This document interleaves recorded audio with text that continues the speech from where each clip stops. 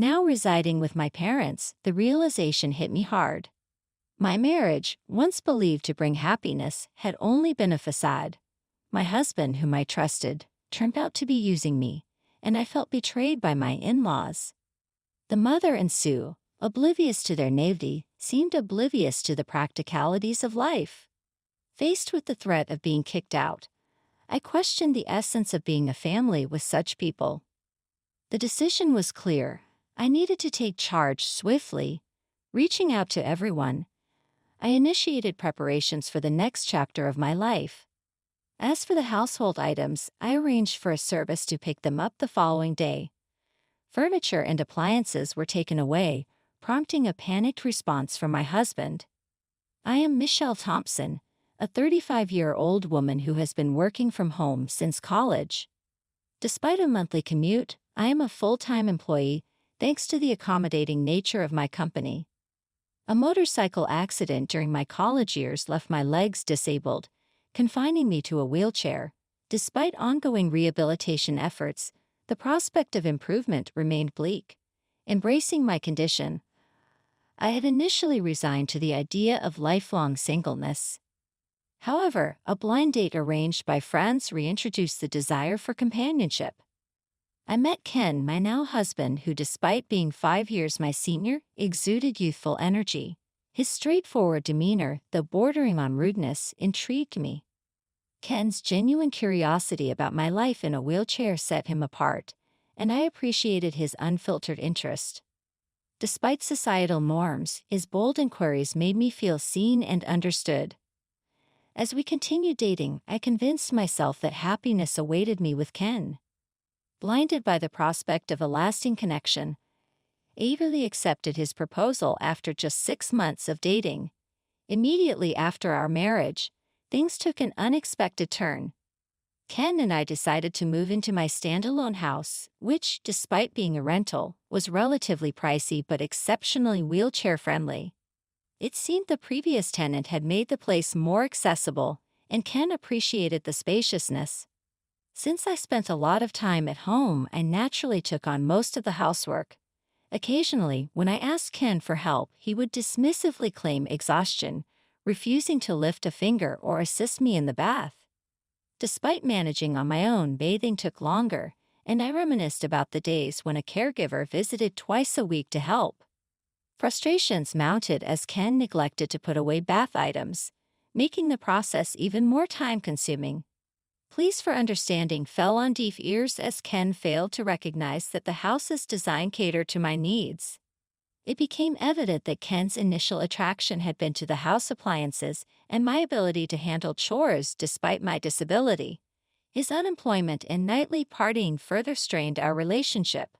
While the realization was heart-wrenching, I clung to the notion that our marriage must have some love to it. Financial issues crept in, with Ken increasingly relying on me for money. Seeking advice from his mother only brought biased support, leaving me feeling lost and without any family to turn to. Friends dismissed my concerns, emphasizing Ken's facade. Ken's unpredictable behavior, fueled by alcohol, pushed me to my limits. I grappled with the dilemma of enduring the situation or facing a solitary future. Just as the idea of divorce started to gain prominence, Ken unexpectedly proposed living with his parents. Stunned, I learned he intended for them to move into our place.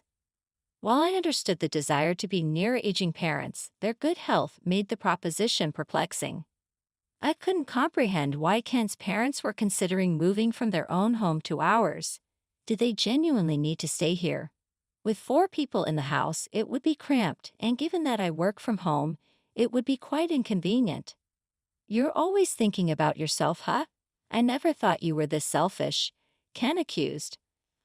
"I'm just questioning why they need to move here when they have their own place. Our home is more spacious, modern, and equipped with all the conveniences. Besides, it's designed to be accessible for elders. If Ken's parents move in, I'd have to be on my toes during work hours.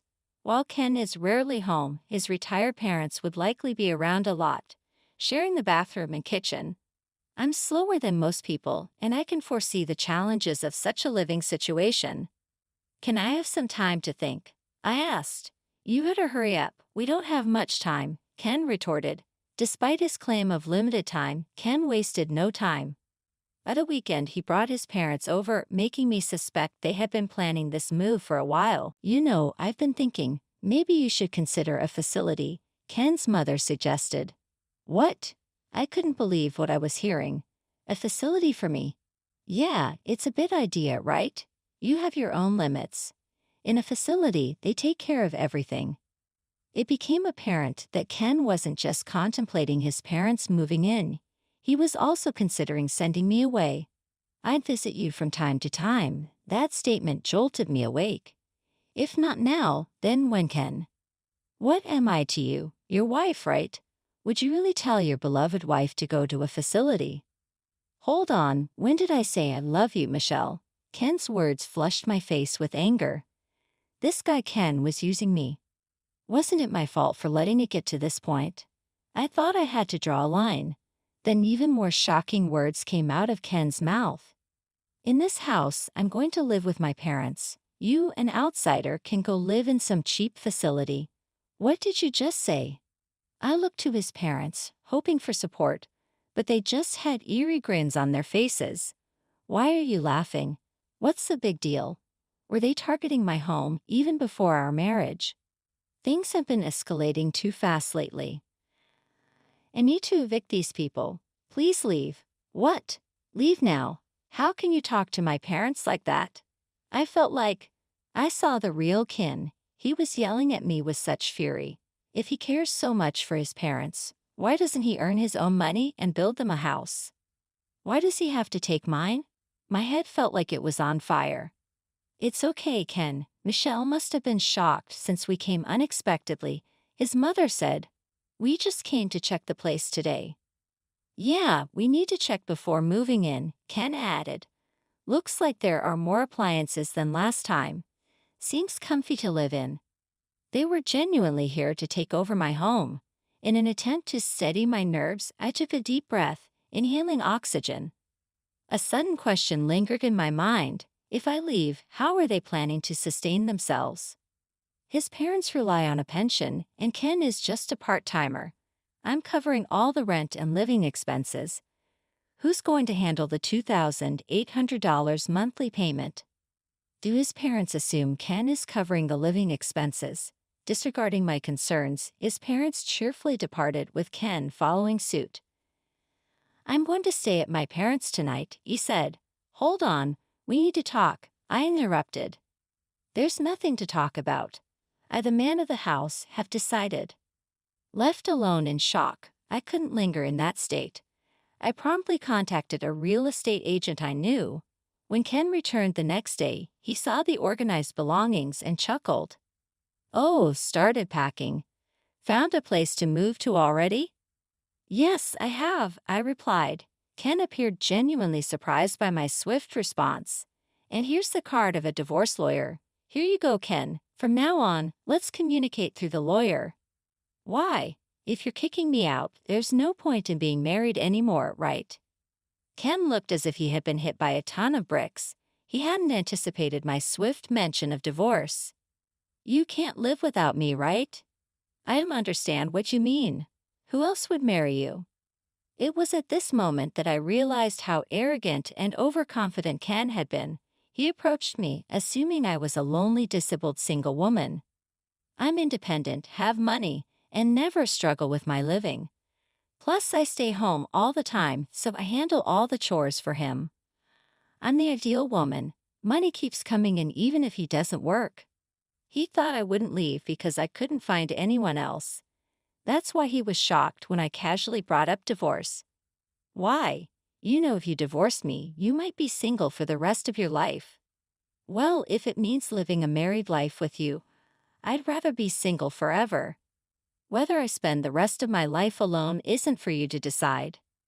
The typically submissive me was now fighting back, and he was getting flustered. I could tell that Ken was panicking. I never thought he was such a weak man. I don't know why I had been putting up with him for so long. Once I decided on the divorce, I felt the weight lift off my shoulders. I guess I have been too focused on getting married anyway. You don't have to move out right away. I didn't mean to rush you into a facility that soon. Oh, it's fine. I'll do as you wish.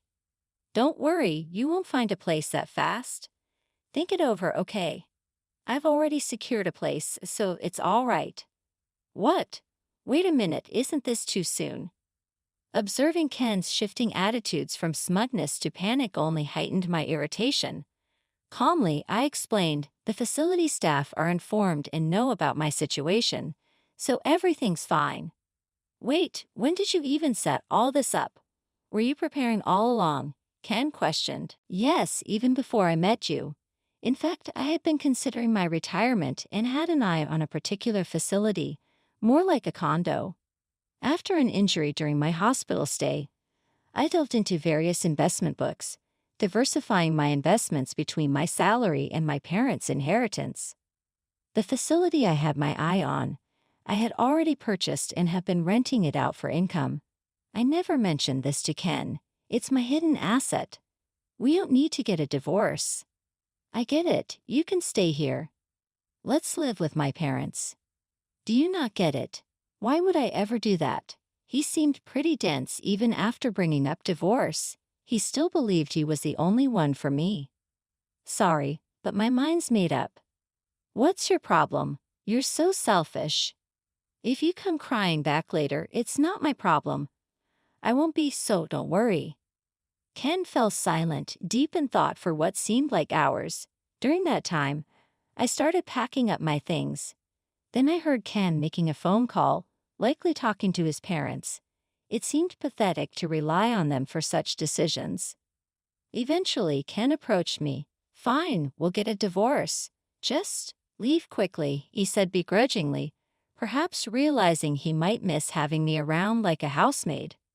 But he probably thought that living with his parents would save him from household chores. We have a house and it's fully furnished. No issues for daily life, at least for now. With that thought, he headed back to his parents' home. I'm going to talk to my folks about what's next. Get ready to move out quickly. Yes, I'll do that. I finished moving all my stuff within a week, and during that time Ken never showed up. We met again a day after the move was done. As I was trying to start my new life in my new house, Ken called me outside and said, "Hey, what's going on? This place is almost empty. Where are the appliances?" I had a service pick up those items for me. I called the service the next day and had them collect all the furniture and appliances. My husband became agitated and started grumbling. Not only Ken, but also his parents were there. All the appliances here were bought by me. They are all from when I was single. The only thing that's yours is right there. There were only 3 cardboard boxes. I did leave the clear clothing container we bought after marriage. Michelle, we can't live with this. We need to split the property if we're divorcing. That's right. We can't live here like this. What are you talking about? Nobody can live here. What do you mean the rent's $2,000? Ken and his parents were stunned. I told Ken when we got married, this isn't your own house. No, it isn't. I got a bit of a discount on the rent because I asked a real estate agent I know. If I move out, the rent will go up even more given that this is a property with disability access, and I've already received several inquiries from people with the same concerns. I recommended that they move out. Why didn't you tell us sooner?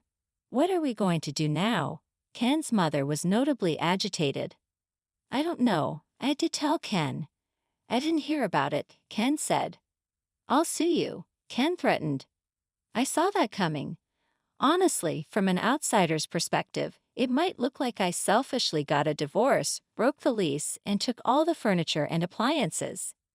But I was sure, you can sue, but do you even have the money for it? Ken's face twisted. He couldn't afford a lawyer even if by some miracle he could. I have an ace up my sleeve. I showed them some pictures. When did you take these? The pictures showed Ken gambling and womanizing. I spent my money on this. I'm ready to use these in court, Ken. What the hell?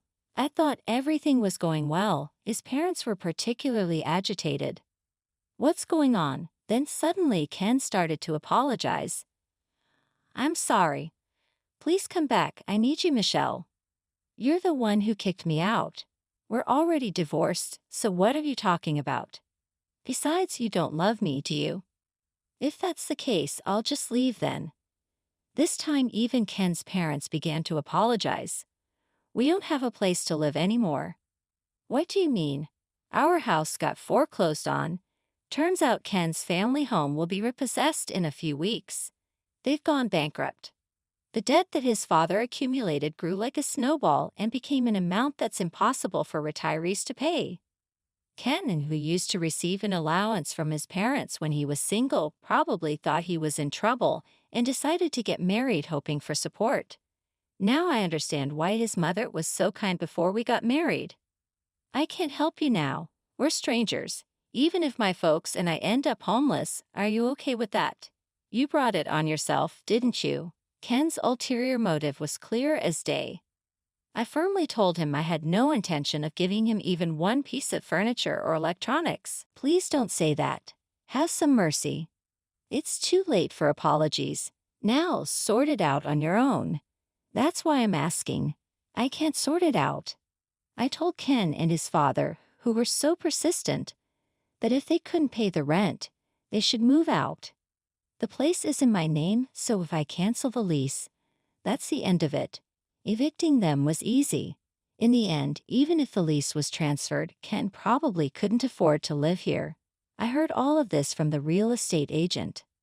I can't pay the rent. In the end, I decided to cancel the lease. Here, I no longer need this place. And since the divorce is final, everything is over. I somehow kicked out the stunned family of 3 and locked the door. What are we going to do now? I can move into a facility. Goodbye. Facilities like that probably have no freedom and are the worst, right?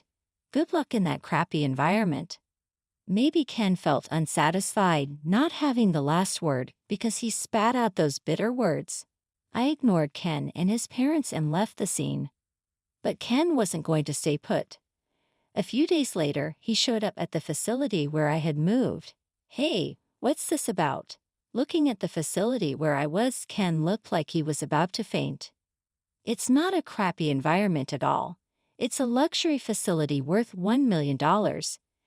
I had saved up money, and with the earnings from my investments, I bought this place. The previous occupant had left at the perfect time, so I was able to move in immediately. With the sale of my house and some extra income, I still had plenty left over.